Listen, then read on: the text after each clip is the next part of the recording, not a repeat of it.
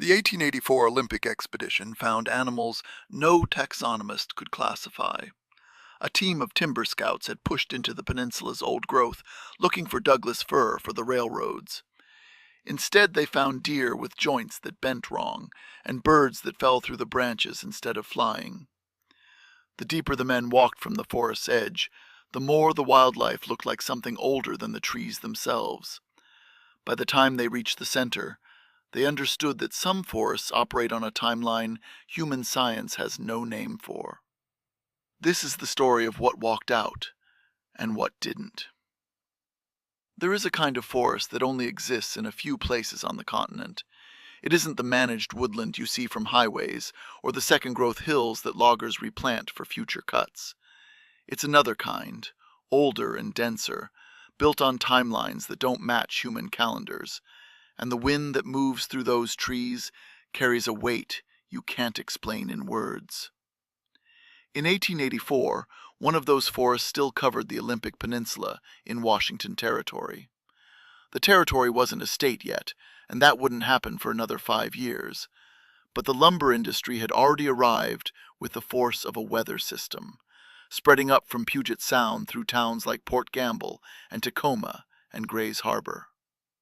Port Gamble had been the first purpose-built timber town in the territory, founded back in 1853, when most of this land was still being measured for the first time. Railroads had just punched through the Cascade Passes, and the companies that built them needed timber, for ties, for bridges, for the mills that would process everything else. The Great Lakes forests, which had fed American construction for 2 generations, were finally giving out. Too many decades of clear-cutting had left Michigan and Wisconsin with stumps and scrub, so the industry turned its eyes west, toward Washington Territory, where the trees were said to grow so large that a single fir could fill a railroad car. The Olympic Peninsula sat apart from this rush. It was the last massive reserve of uncut old growth on the Pacific coast, but it was also difficult. Sandbars at the mouths of the harbors made landing supplies a gamble, and the interior was so dense that men who entered sometimes didn't come back on schedule. The mountains rose straight from the coastline in a wall of rock and timber that blocked access from the east, and the rain fell with a persistence that turned trails into streams within hours of cutting. There were no roads worth the name, only the ancient creek beds that loggers called the guts of the peninsula. The timber there was legendary, Douglas fir and western red cedar that had stood for centuries, wide enough that 3 men with linked arms couldn't reach around the trunk. But the cost of getting to those trees was higher than most companies wanted to pay. The forest didn't yield its secrets to men who measured progress in miles per day. One company decided to pay it anyway. They sent a team of timber scouts into the peninsula's southern approach, with instructions to locate the best stands, mark them for cutting, and return with estimates that would justify building a rail spur to haul the wood out. The men they chose were experienced. They had cruised timber from the Great Lakes to the Columbia River. They knew how to read a forest for value, how to spot rot, how to measure board feet in their heads while walking uneven ground. They thought they were prepared. The forest thought otherwise. A timber scout in 1884 wasn't a logger. He was a surveyor of standing wealth, a man who walked through uncut forest with a measuring tape and an eye for grade. The companies called them cruisers. Their job was to estimate how many board feet a stand contained, which trees were sound, and how much it would cost to get them to a mill. They worked alone or in pairs for days at a time, sleeping under canvas, eating salt pork and beans, marking trees with blaze marks that only they could read. It was solitary work, and it attracted men who were comfortable with silence. The team that entered the Olympic Peninsula in the summer of 1884 had 5 members. There was the foreman, a man named Carter, who had supervised cutting operations in Oregon and knew how to keep men working when the weather turned or the supplies ran thin. There were 2 scouts, Harlan and Vance, both in their 30s, both with 10 years of cruising experience behind them. There was a cook named Whitfield, An older man who had lost 2 fingers to a mill saw and couldn't swing an axe anymore, but could still boil coffee and salt meat with the efficiency of a machine. And there was the surveyor, a younger man named Ellis, who carried the journals and the compass and had been hired because he could write legibly in the rain. They landed at Gray's Harbor and spent 2 weeks building a base camp at the peninsula's edge, cutting a rough trail inward with axes and pack mules. The first 10 miles were the hardest, not because of terrain, but because the undergrowth fought every cut, vines and saplings closing behind them like a current reclaiming a channel. The first camp they established was still within recognizable forest. The trees were large, but they were the kind of large the men had seen before. The undergrowth was thick with salal and fern, and the wildlife behaved as expected. Deer moved through the brush with the nervous precision of animals that knew what a rifle sounded like. Birds called from the canopy in patterns that matched the field guides Ellis carried in his pack. The men took their measurements, marked their blazes, and slept without posting a night watch. It felt like any other cruise. The mules grazed without concern, and the fire burned with a normal yellow flame that didn't flicker or dim unexpectedly. The first wrong thing appeared on the 4th morning. Harlan was walking a creek bed, looking for a place to water the mules, when he found a track in the mud that stopped him. It was a deer print, but it had an extra toe pressed into the silt beside the main hoof, long and narrow like a human thumb. Harlan measured it against his own hand and recorded it in the company log without comment. That night, the men heard a bird call that seemed to come from the ground rather than the trees, a low clicking that moved through the ferns and stopped whenever someone lit a lantern. Carter told the men it was a grouse. Nobody believed him, but nobody argued either. They were timber scouts, not naturalists. Their job was to find wood, not explain what lived among it. And that was the last night any of them slept without posting a watch. The outer camp lasted 6 days. Then Carter gave the order to break it down and move inward, following the creek beds that cut through the peninsula's ancient geology.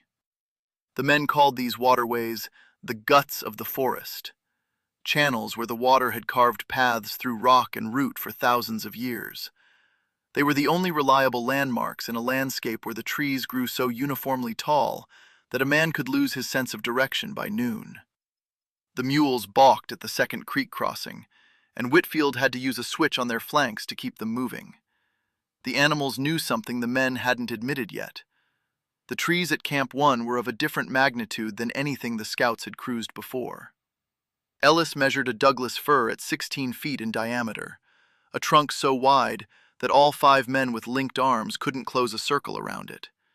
The bark was thick with moss that had grown in layers like sediment, each generation of green burying the last under new growth. Some of those moss layers were older than Ellis himself, soft and damp and carrying a smell that reminded him of church basements he had known as a child, places where stone and moisture had conspired to create their own atmosphere.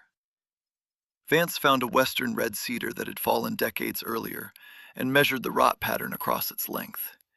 It was 240 feet from root ball to broken crown, and it had been growing for centuries before it died.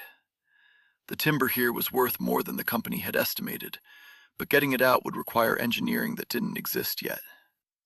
The trees were too large for the saw blades of the era, too heavy for the mule teams, too remote for the railways that hadn't been built.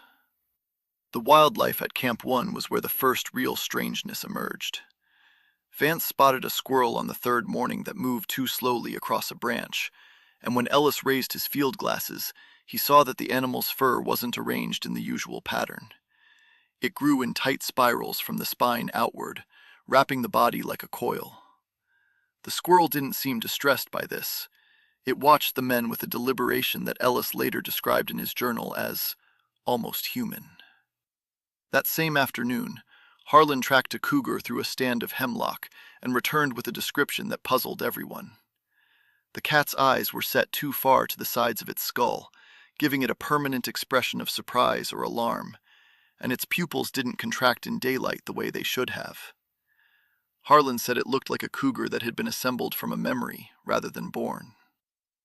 The surveyor's journal entries began to shift at Camp 1. Where Ellis had previously recorded board feet estimates and species counts, he started writing observations he didn't know how to classify. Something was changing in the forest, and it was changing faster than the men were walking. On the fifth night, something moved through the camp perimeter after dark. The sound wasn't the snapping twigs of a bear or the soft padding of a deer. It was a rhythmic creaking, like a tree swaying under weight, but it moved between the trunks faster than any animal could run. Carter fired his pistol into the dark, and the sound stopped. The silence that followed was heavier than before, as if the wood itself had swallowed the sound and held it under the bark. Nobody found tracks in the morning, though Vance searched a 50-yard radius around the camp with his rifle ready. But Harlan, who had been awake during the incident, told Ellis privately that he had seen a wolf standing on its hind legs for longer than any wolf should, looking toward the firelight with eyes that reflected the flames without blinking. Harlan said the animal wasn't watching the fire, it was watching the men, and its posture suggested a kind of patience that no predator needs. Camp 2 was established after 9 more days of cutting trail through terrain that refused to accommodate mules. The animals were left at Camp 1 with Whitfield to guard them, and the 4 scouts pressed forward with packs on their backs, carrying only what they needed for a week. They were now beyond any territory that had been mapped by the territorial surveyors. The creek beds had narrowed to ravines, where the water ran black with tannin from centuries of fallen needles, and the canopy had grown so dense that Ellis's compass began to behave erratically. He blamed iron deposits in the rock formations, but the needles twitching followed no pattern he could chart. The forest at this depth was older and stranger than anything the men had language for. The trees weren't just larger, they were different in structure. Their bark had grown so thick that the blaze marks Carter cut with his axe barely reached the cambium beneath. The undergrowth had thinned to almost nothing, as if the canopy consumed every available photon and left nothing for the forest floor. Walking between the trunks felt like moving through a cathedral, built by hands that didn't recognize human scale. The silence was different here, too. It wasn't the absence of sound, so much as a quality of absorption, as if the wood itself drank noise before it could travel. The men's footsteps, which should have cracked twigs and rustled needles, landed with a muffled quality that made each of them check their boots to make sure they were still walking on solid ground. The animals at Camp 2 had crossed from odd into wrong. On the second morning, Vance found a deer browsing at the edge of the clearing where they had pitched their tents. He signaled the others to watch. The deer's legs had too many joints, each bending in directions that shouldn't have been possible, and its gait was so unnatural that Vance told Ellis later it made him physically nauseous to watch. The animal wasn't suffering. It moved with a fluid precision that suggested its anatomy had been arranged for a different kind of gravity than the one the men knew. Ellis tried to sketch it, but his hand shook, and the drawing came out wrong, the joints bending in directions his pencil refused to replicate.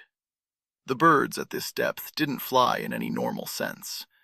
Ellis watched a jay drop from a branch one afternoon and fall for what seemed like seconds before spreading its wings at the last possible moment and catching itself on an updraft that made no sense beneath a canopy thick enough to block the sky. It happened again with a crow the next day, and then with something that might have been an owl, but had feathers arranged in a pattern that suggested scales more than plumage. The birds weren't falling by accident. They were choosing to drop, as if gravity worked differently here, or as if they remembered a way of moving that predated flight. Harlan's disappearance happened on the 4th day at Camp 2. He had left camp at dawn to reconnoiter a stand of cedar that Carter wanted to measure, carrying his rifle and a day's rations. He didn't return by dusk. Carter wanted to organize a search, but the light was failing and the compass was useless, its needle spinning in slow circles that suggested magnetism far stronger than any iron deposit could generate. They built up the fire and waited, listening to the forest make sounds that none of them could identify. At 3 hours past midnight, Harlan walked into the camp perimeter without making a sound. His rifle was missing. His clothes were dry despite a rain that had been falling since evening. He didn't speak when they asked where he had been. He sat by the fire and stared into it with an expression that Ellis wrote looked like hunger and recognition mixed together. When Whitfield offered him a plate of cooked pork from the Camp 1 stores, Harlan refused it. He wouldn't eat cooked meat after that night. Ellis found Harlan's journal entry the next morning. It was the first time any of the scouts had used the word reverted. Harlan wrote that he had walked deeper than intended, following a sound that he couldn't describe in words, and that he had reached a place where the trees didn't look like trees anymore. He said the forest remembered what it had been before animals existed, and that it was trying to show him. The entry ended there, mid-sentence, as if the pen had simply stopped moving. Harlan's change forced a decision that Carter had been avoiding. The foreman wanted to turn back. He had seen enough odd timber to justify the expedition's cost, and every instinct he had developed in 15 years of forest work told him that whatever lay beyond Camp 2 wasn't worth the risk. But Harlan insisted they continue, and the way he insisted disturbed the men more than his silence had. He spoke about the center of the peninsula as if describing a place he had already visited, not one he hoped to find. He said the center held timber worth more than anything on the Pacific coast, stands of cedar and fir that would make the company rich beyond calculation. But when Ellis asked him to describe these trees, Harlan's answer didn't sound like wood. He said they moved, and that they had been waiting. The surveyor began to keep a second journal at this point, one that Carter didn't ask to see. In it, Ellis mapped the anomalies they had encountered since leaving the peninsula's edge. He noted the progression. At the outer camp, a deer track with an extra toe. At Camp 1, squirrels with spiral fur and a cougar with lateral eyes.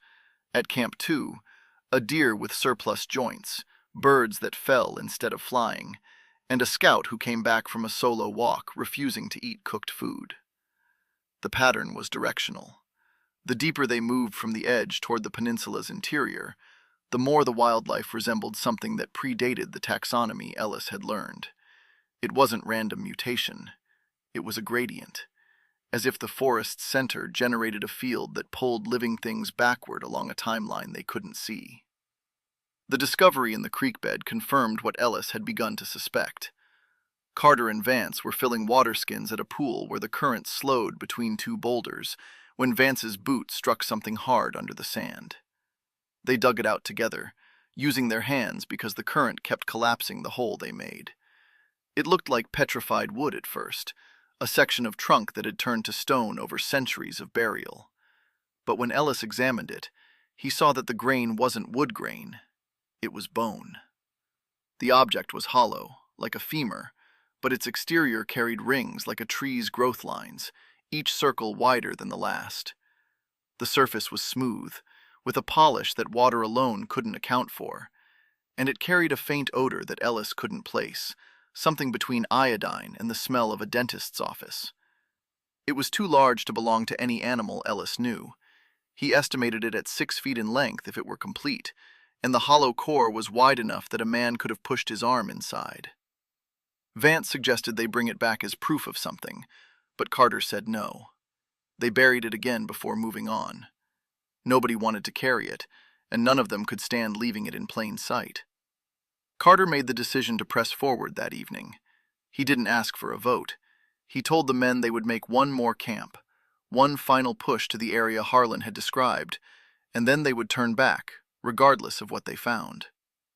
The men agreed because turning back now would have meant admitting what they had already seen. It would have meant acknowledging that the forest contained something beyond their professional understanding, and that the company had sent them into a place where experience counted for nothing. Carter agreed because the timber estimates from Camp 1 and Camp 2 were already enough to justify the rail spur, and because some part of him, the part that had supervised logging crews for 15 years, needed to know what the center looked like. He needed to see the thing that had changed Harlan. The forest understood this need better than Carter did. It had been waiting for men like these since before Washington Territory had a name. Camp 3 was pitched in a natural hollow where the canopy sealed overhead like a lid, and the men lost track of day and night within 48 hours. Ellis tried to keep time by marking notches in a stick, but the rhythm of sleep and waking dissolved into something less ordered. Meals happened when someone remembered hunger, and sleep happened when a man's legs simply stopped supporting him. The fire was the only source of light they could rely on, and even that seemed weaker than it should have, as if the darkness surrounding the camp had a density that resisted flame. Carter posted a watch for the first time, but the men who sat up to the dark hours reported the same thing. The silence wasn't empty. It was occupied by something that didn't breathe the way animals breathe.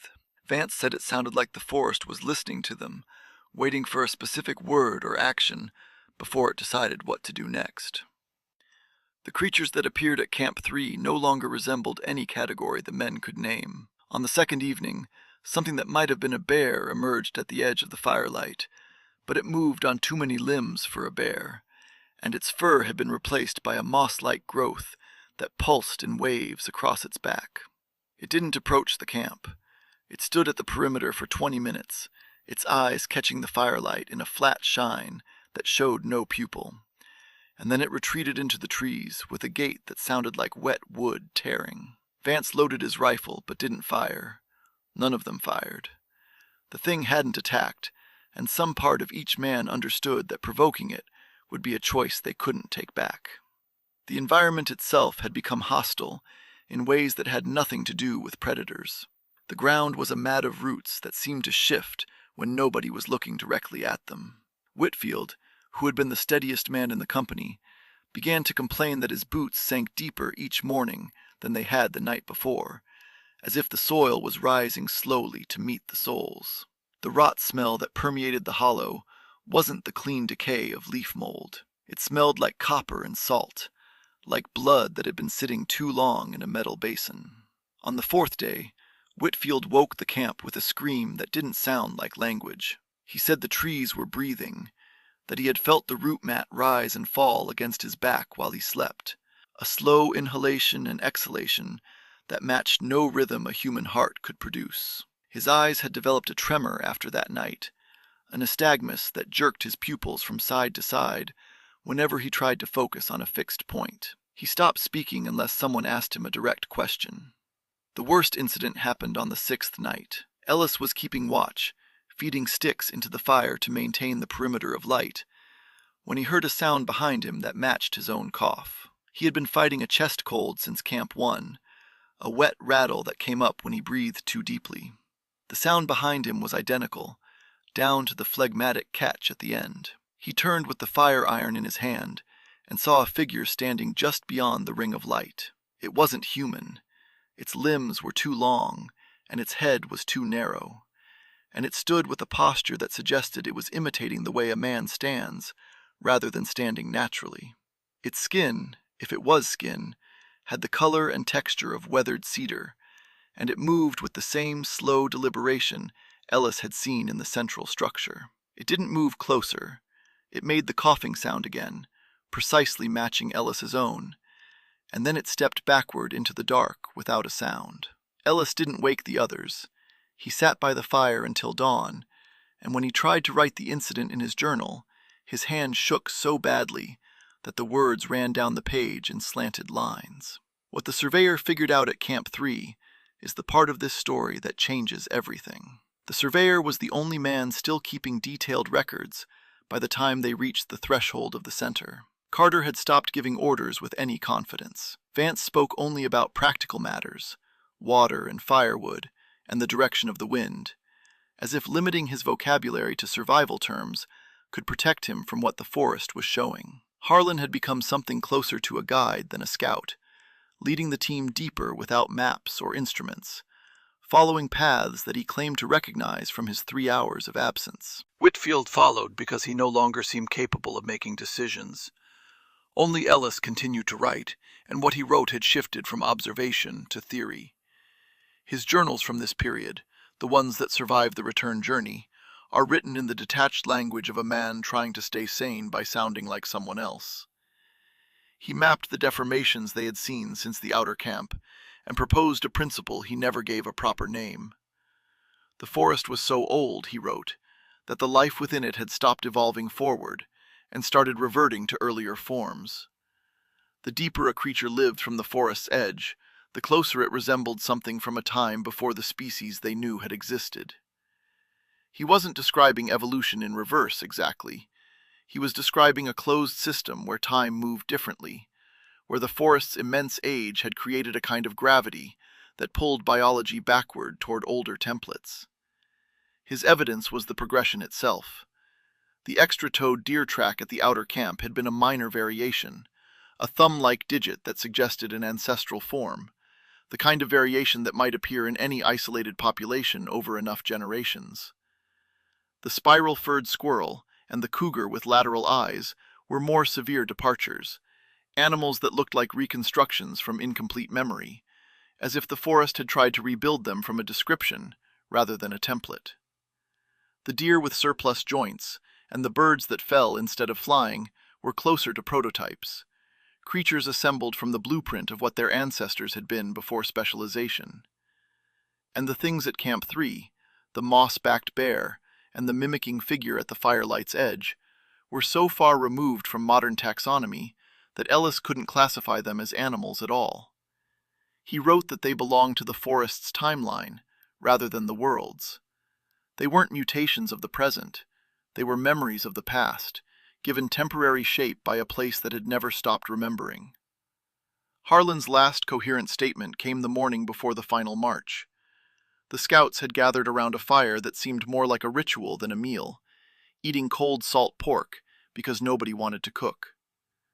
The flames burned with a blue tint that Carter attributed to damp wood, but the wood was dry, and the color didn't shift when new sticks were added. Harlan looked at each of them in turn, and his eyes were clearer than they had been since his disappearance. He said, "The old woods don't want new things. They want what was here first." Then he stood up and walked to the edge of the hollow, where the trees grew so close together that their trunks touched, and he pressed his palm against the bark without speaking for the rest of the night. The foreman made his decision the next dawn. They would march one final survey toward the absolute center, a half-day's push into terrain none of them had seen, and then they would retreat, no matter what waited there. The decision was made to prove or disprove Ellis's theory, to give the company a final estimate for the rail line, and because the men couldn't tolerate the idea of retreating without knowing what had changed. Harlan. The forest had been waiting for this exact combination of curiosity and pride. 3 men remained functional enough to make the final march: Carter, Harlan, and Ellis. Vance had stopped eating on the second day at Camp 3, and his hands had begun to shake with a frequency that made it unsafe for him to carry a rifle. Whitfield had entered a state that Ellis described as absence, sitting upright by the fire for hours, with his eyes open and his breath so shallow that the others sometimes checked his pulse to confirm he was alive. The 2 incapacitated men were left at Camp 3, with instructions to follow the trail inward if the others weren't back by the following nightfall. Nobody believed they would follow. Nobody said so. The center wasn't a place the men reached by effort. It was a place they arrived at by permission, as if the forest had removed obstacles that had blocked their path on previous days.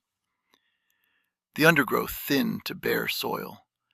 The trees parted gradually until they stood at the edge of a clearing that shouldn't have existed under such dense canopy. The ground in that clearing was packed hard and smooth, like a floor that had been walked for centuries by feet that weren't human. In the middle of that clearing stood a single structure that the men first thought was a tree. It was taller than any Douglas fir they had measured, and its trunk was wider than the camp's largest tent. But the bark moved. They could see it shifting in slow waves, a peristaltic motion that traveled from the base upward, and the texture of the surface was wrong. It had the sheen of scaled skin rather than the roughness of bark, and it glistened in the light that fell through the opening overhead, with a wetness that suggested living tissue rather than wood. The top of the structure disappeared into a mist that seemed to generate from the canopy itself, a low cloud that hovered at the level of the highest branches and never dispersed. The creatures in the clearing were arranged in a pattern. They surrounded the central structure in concentric rings, each ring occupied by beings of increasing distortion. The outer ring held deer with the surplus joints and birds with scale-like feathers. The inner rings held things that had no names, shapes that suggested animals the men had seen in textbooks about prehistoric life, or, in Ellis's case, in the fossil illustrations his father had kept in a leather-bound volume back in Tacoma. The innermost ring was empty, except for a low sound that filled the clearing, a vibration the men felt in their chests rather than heard with their ears. It was a frequency that seemed to resonate with something inside the body rather than outside it, and standing in its presence made the men's vision pulse at the edges. Harlan walked toward the central structure without waiting for Carter's signal. The foreman called his name twice, and Harlan didn't turn. He moved through the rings of creatures without disturbing them, and none of the animals moved to block his path. When he reached the trunk, he pressed his forehead against the moving bark and stood there with his arms at his sides. The bark responded. It curled around his shoulders with a slow, muscular motion, and Harlan's body went slack, with a looseness that looked like surrender rather than struggle. Carter raised his rifle. He didn't aim at Harlan. He fired at the structure itself, 3 shots in rapid succession. The bullets didn't penetrate. The sound they made was like striking stone underwater, a dull thud that produced no echo. The creatures in the rings turned toward the men as one, and their movement was so synchronized that it looked like a single organism with many bodies responding to a single nerve. Ellis ran. He didn't make a decision to run. His body simply turned and moved before his mind could catch up. He ran through the gap in the trees that had admitted them, expecting at every step to feel teeth or claws or the closing grip of roots. Nothing touched him. He ran for hours in a straight line that should have carried him past Camp 3, past Camp 2, all the way to the outer camps and the coast beyond. But when his legs finally failed, and he collapsed against a fallen trunk, he found himself at the edge of Camp 1, as if the forest had shortened the distance for him, or as if the camps had moved. The mule gear was still there, and Whitfield's cooking pot sat on a stone where he had left it, now filled with rainwater and a film of green algae that suggested weeks rather than days. He didn't question it. He kept moving, and by the following evening he stumbled into the base camp at Gray's Harbor, with his journals soaked through and his clothes torn to rags. The men at the harbor didn't recognize him at first. He had lost enough weight that his own face looked like a sketch of someone he had once known. The company men at Gray's Harbor didn't know what to do with Ellis when he arrived. He was emaciated in a way that suggested more than hunger. His skin had taken on a grayish undertone that didn't fade with rest, and his journals were so waterlogged that whole pages had dissolved into pulp. The pages that remained legible were copied by a clerk who had been hired to keep expedition records, and then the originals were locked in a company safe with instructions that they were not to be discussed outside the office. Carter's official report, which Ellis never saw filed, attributed the expedition's failure to a landslide that had killed 4 men and destroyed the timber estimates. The rail spur was never built. The Olympic Peninsula's southern interior remained uncut for another 2 decades, until different companies with different scouts pushed inward from another approach. Ellis was paid $50 and asked to sign a statement confirming the landslide story. He refused. The company foreman who made the offer was a man named Drescher, and his concern wasn't the truth, but the competition. Admitting that a timber expedition had lost 4 men to unknown causes in profitable territory would invite rival companies to demand lower lease rates or government investigation. It was cheaper to pay Ellis for his silence than to admit the forest had taken something they couldn't explain. When Ellis continued to refuse, Drescher had him blacklisted from every timber and surveying operation on the Pacific coast. The surveyor spent the rest of his life working as a clerk in a Tacoma hardware store, weighing nails and cutting wire for customers who never knew what he had seen. He wrote his account in private notebooks that he kept under his mattress, filling them with sketches of the creatures and maps of the camps that grew less accurate with each passing year, as if the forest was still editing his memory from a distance. He died in 1912, and his landlady found the notebooks when she cleaned out his room. She burned them that same afternoon, claiming they gave her bad dreams.